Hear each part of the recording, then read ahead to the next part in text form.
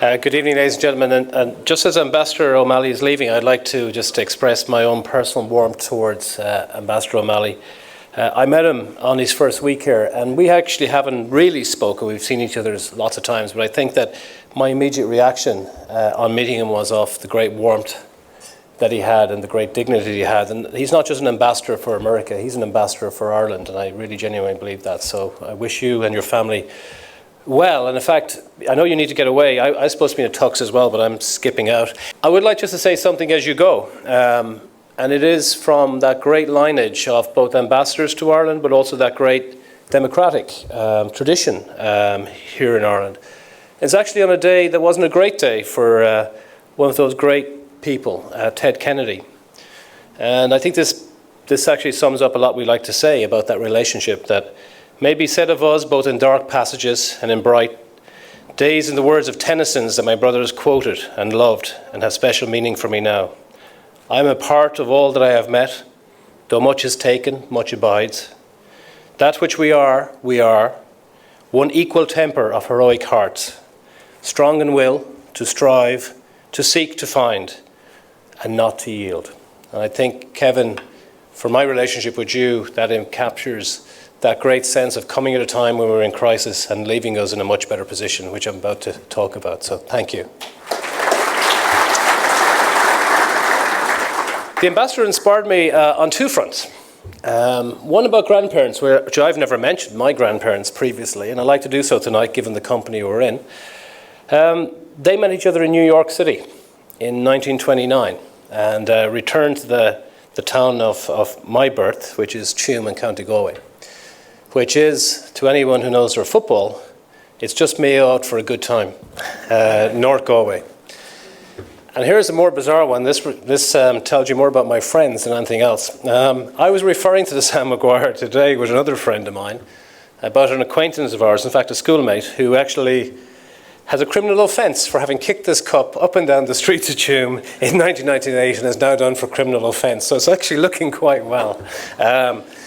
So with that inauspicious beginning to where I come from, I suppose, what I'd like to say is that I have been an economist, professional economist, for the best part of 25 years at this stage.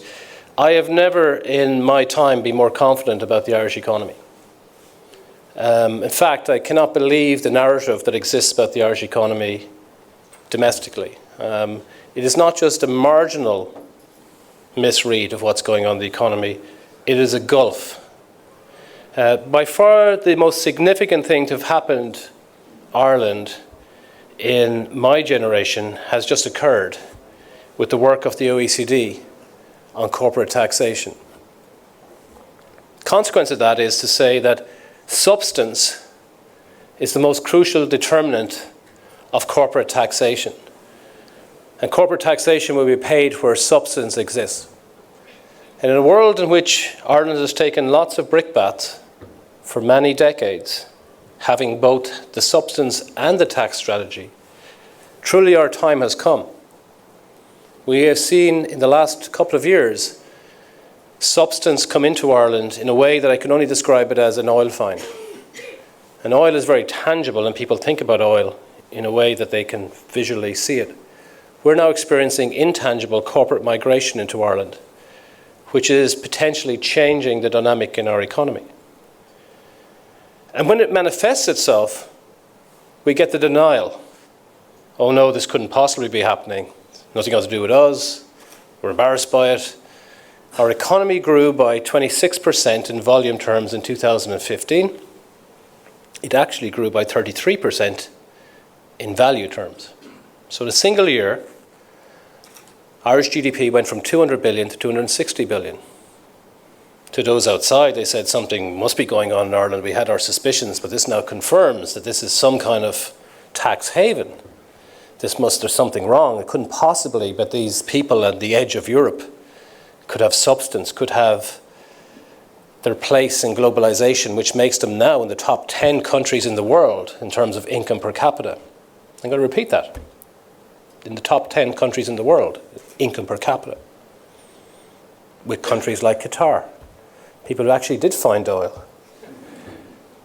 And so why is my confidence narrative so askew to what you kind of feel or think that might be going on? Why is this such a mismatch, and why are we going to New York, as David said in March, to talk about the substance and why Ireland's day has come?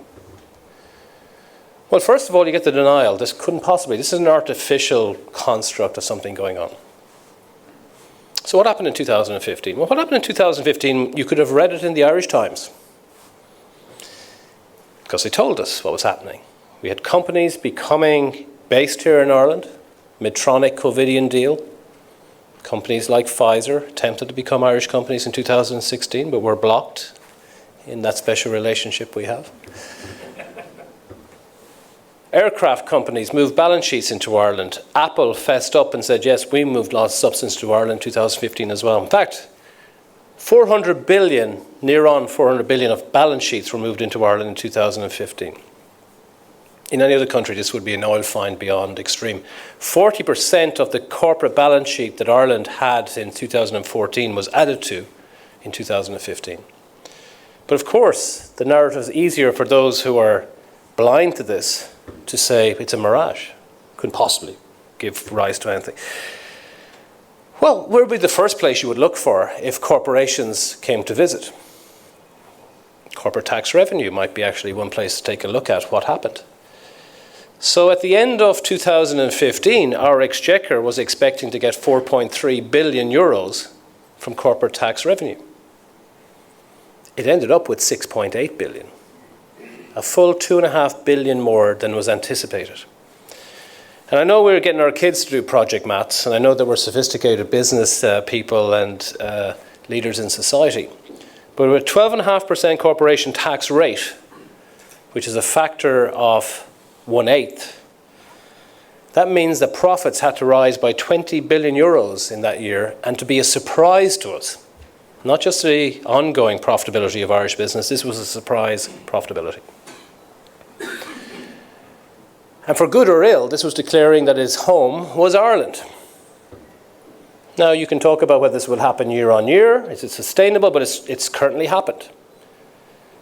And yet the Irish citizens are being confronted with a scenario where, well, we're broke. We can only spend 1 billion euros, maybe 1.3. We found 300 million behind the couch for budget time. And yet on a single tax item, we got 2.5 billion off a surprise in a single year. And just to bring you up to date, the Irish government is predicting over 7 billion euros of corporate tax revenue for 2017. So the dream goes on. So how come we've got this mismatch between what's going on in the narrative in the economy of austerity and keeping down with the Joneses, with a scenario where the CSO have told us in a single year, Irish households have experienced a 6.5% disposable income increase. 6.5%. And then you're there doing the calculation. You're living in the wrong household if you didn't get a 6.5% disposable income increase, because that's what the stats say. So how could this be true? Well, a household tends to have 2 adults, 2 children. It has a lot of range of different combinations, but 2 adults, 2 children tends to be your stereotypical kind of view. In that household, there's more people at work. And those who are at work the year before are actually working more hours. And yes, there has been wage increases in the Irish economy. In fact, the wage increase in the Irish economy have been ongoing right through the downturn. I met AJ Chopra in December 2010 in Ibec. Asked me what was going to happen in 2011 with Irish businesses. I told him 25% of companies will be paying pay increases next year. And it will be 2%. He said, well, you're bust. How could this be? Because there's a complete mismatch is that what actually happens in the Irish economy is completely connected to this US-Ireland story. By 2010, when the Troika arrived, Ireland was experiencing its record year for export performance. Our balance of payments had gone into surplus, indicative of a business model that was cash generative, that was already beginning to pay its way.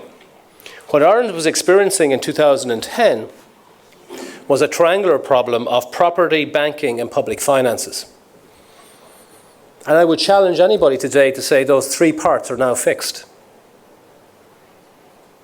Troika are gone, long gone. But actually the thing that we're here to fix is not currently functioning in a way that a modern society would wish. But despite that, Ireland continues to thrive. It's a brave man, braver than I, but I'm foolish as well. It's clear the Irish economy is still growing very quickly. We see that every day. Those of us who lived through the noughties, as they're now called, would have had a pain in our proverbial, or I'd like to say, given we're EU members, derriere, from listening to moving up the value chain. Well, I'd like to tell you, we have moved up the value chain. We're there. Right around this country, we've experienced the Industrial Revolution that we missed the first time round. And as I said at the start, I'm from Tuam, a small town, 6,000 people. It's not much bigger today than when I left it 30 years ago. And thankfully, my mother continues to send me the Tuam Herald every week in the hope that I might come back. I get mentioned every now and then. It's not favourably, I must admit, with my Ibec hat on. But still, the talk in Tuam is about the sugar factory. This socio-economic plantation by De Valera in the 1930s, which was very welcome. Made the town cosmopolitan, if you can believe that, in the west of Ireland, but it felt like that. I suffered urban angst as a teenager in Tuam. And so every week I look at the photographs. And there are 3 pages, generally, of photographs of people out having a good time in Tuam. And they're often from the same company. There are a number of companies, there's one in particular. So I decided to find out how many people worked at the sugar factory on a full-time basis. And the answer was 200 people. And it closed down in 1986, but they still talk about it. Today, there's a company in Tuam called Valeo, which used to be called Connacht Electronics, which is a French company now. There are 1,200 people working in that factory in Tuam, and they go out a lot because I watch their photographs every week. The editorial never mentions them. As the leader of Ibec, I go to towns all the time. There's always a factory, a modernity, and you get inside that factory, you see the capital that's inside there, you see the capital-labour ratio. The country has never had the platform for the success. The world has now changed post-OECD. It's been the greatest game changer in my lifetime. And we're seeing substance cascade into this country. But Ireland is not an arrivist in this world. We've been 60 years in the substance business, taking foreign direct investment and planting those factories deep into our communities, being productive and leading it out. The company I mentioned there, it happens not to be American now, it happens to be French. And you get a lot of that in Ireland. There's a lot of European investment, but by far the dominant investor in Ireland has been that US relationship that the ambassador spoke about. And that gave us the confidence in Ibec when others were less timid, and some remain timid, to say that the potential growth rate in the Irish economy is 4% per annum in volume terms through my lifetime. I fully expect to be dead when it stops being that. Because what it is a combination of the productivity or the fancy words that economists might use, the intensive or endogenous growth that comes from having a fixed population, but making them smarter through education and giving them better capital. That is writ large throughout Ireland now, as capacity utilisation is nowhere near high. There remains huge capacity within the Irish stock of capital to continue a growth rate. That is worth 2% a year. But in addition, we are the first in our generation that now have the capacity to think big and to actually think about what actually is a defining piece about Ireland, which is its depopulation. Ireland is the only place on earth to have a lower population today than in the 1840s. In the 1840s, there were 1.1 billion people on earth. Today, there is 7.5 billion, heading for 8. Ireland, as we know, had 8 million people on the island in 1841 when the census was taken on both parts of the island. What people fail to appreciate, there was only 17 million on the island of Britain on the same night. Ireland was 1/3 of the joint population. Ireland today is less than 8 million. Britain is 65 million in contrast. And it's nothing got to do with the famine. Nothing. We haven't starved the last 200 years. It's got to do with missing the Industrial Revolution. And we should be damned if we're going to miss it a second time. And the good news is we haven't. And beyond that, we've now seen a scaling up of our population. We're now at 4.9 million people in the Republic. and with the addition of the north, we're now near 7 million people. The two islands together are now 72 million people, and the only two islands in Europe which are increasing in population. These two countries will be the largest population mass and the biggest economic union within the European Union if it weren't for the decision taken by our friends across the water to decide to go home early. And given that I'm now sophisticated and in Dublin with a big job, I'm going to do Tuam CBS proud, and I'm going to quote Tennyson. And he says, "Winds of the world give answer. They are whimpering to and fro. And what should they know of England, who only England know?" So a very apt comment is that when you get Little Islander tradition, one of the real fears for me is the country that will be most disaffected by a hard Brexit will not be Britain, it will be Ireland. We see this currently in transformations right across our business model. We're seeing people suffering with the exchange rate risk, but that is actually superficial. Painful as it is, cross-border shopping, getting margins eroded. More significantly, the incentive to go to the bigger island in terms of consumer market is encouraging companies to set up bases in the United Kingdom. And so if there is a compelling logic to be within the European Union, as we profess Ireland as a location for that, there is a similar and equal compelling logic to be in the United Kingdom to service a much bigger market. And yet we're still not building that infrastructure. I'm going to end on this point. I've never, against the backdrop of that 6.5% disposable income growth, this is historic, never in the history of Ireland has the purchasing power of an Irish household increased by as much as it has in the last number of years. Against the backdrop of a consumer price level that still hasn't returned to 2008 levels post the crisis.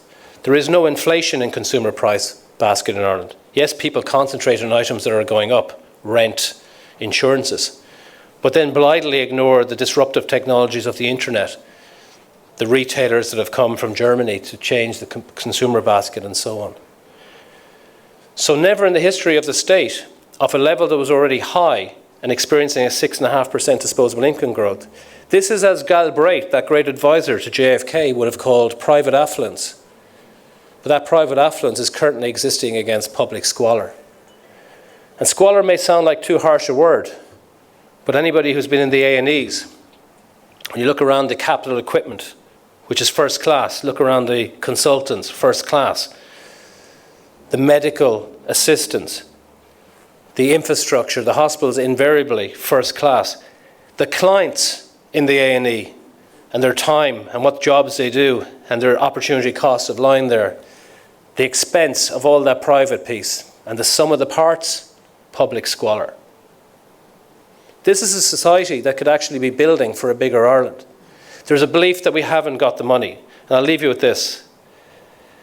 Ireland was not expected to come out of the fiscal crisis in a generation. Ireland is beyond its fiscal crisis. Its population's increased, its business model's been cash generative. Our balance of payments are enormous. We've been paying our way, in contrast to Britain, who's got a big problem with its business model. Bad exporters, balance of payments deficit. In that context, and Michael, in his previous job, might blanch at this, what difference is it between being at 75% debt to GDP ratio and 85%?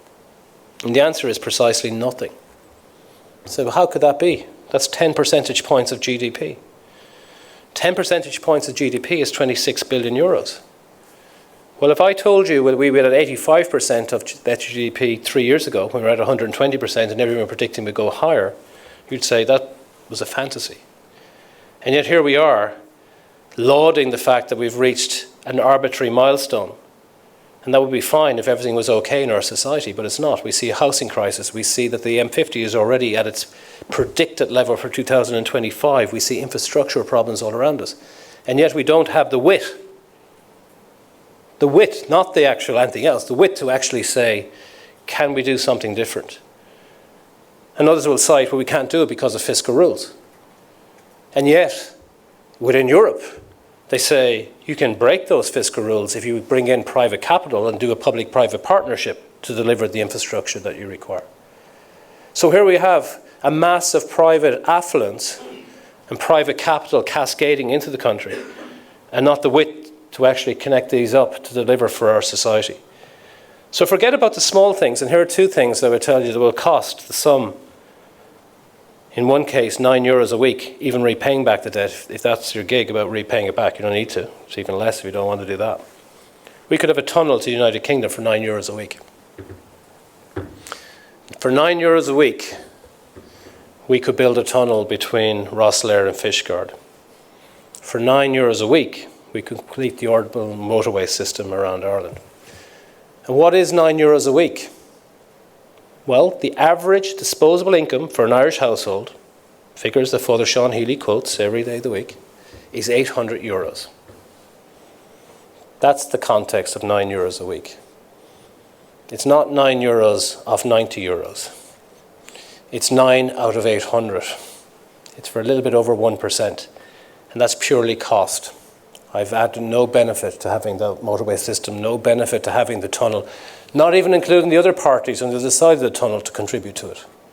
And yet, we are devoid of ambition at a time when we have never, in the history of this state, ever had such great opportunities. That is our tragedy.